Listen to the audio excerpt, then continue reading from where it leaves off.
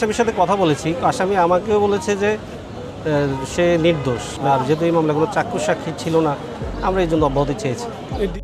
সোহেল রানা সম্পূর্ণ নির্দোষ, মেডিকেল রিপোর্টে মেলেনি প্রয়োজনীয় প্রমাণ।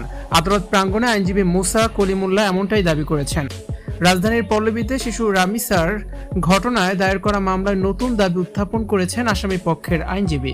প্রধান আসামি সোহেল রানার পক্ষে রাষ্ট্রনিযুক্ত আইনজীবী অ্যাডভোকেট মুসা কলিমুল্লাহ দাবি করেছেন তার মক্কেল এই অপরাধের সাথে জড়িত নন এবং তিনি সম্পূর্ণই নির্দোষ।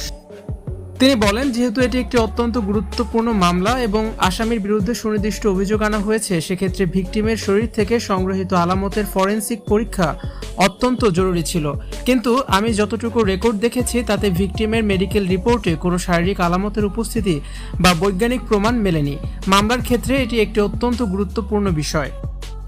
এই ঘটনার 4 জন চাক্ষুষ সাক্ষী ছিলেন না। তিনি বলেন, যেহেতু এই মামলায় কোনো চাক্ষুষ সাক্ষী ছিল না, তাই আমরা আইনি প্রক্রিয়ার অংশ হিসেবে আদালতের কাছে আসামির অব্যাহতি চেয়ে আবেদন করেছিলাম।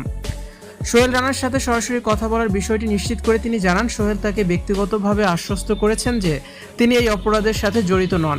তবে আদালত প্রাঙ্গণে সোহেল রানা কর্তৃক ডলার নামের অন্য এক ব্যক্তির উপর সে দোষ চাপানোর চেষ্টা করেছে। সে বিষয়ে আইনজীবী বলেন, ডলার বা অন্য কারো নাম আসামি আমার কাছে বলেনি, এ বিষয়ে আমি কিছু জানি না। সোহেল রানা যদি নির্দোষী হবেন তবে ঘটনার পর কেন তিনি বাসা থেকে পালিয়ে গেলেন? সাংবাদিকদের এমন প্রশ্নের জবাবে আইনজীবী মুসা কলিমুল্লাহ বলেন, আপনারা যে প্রশ্নটি করলেন সে কেন পালালো তা আমি কিভাবে বলবো, এটা তো আসলে সাক্ষ্য প্রমাণের বিষয়। তবে আসামি নিজেকে নির্দোষ দাবি করেছে এবং আসামির পক্ষে আদালতে যে সমস্ত সাক্ষ্য প্রমাণ আসবে তা আমি বিজ্ঞ আদালতের সামনে তুলে ধরার সর্বোচ্চ চেষ্টা করব।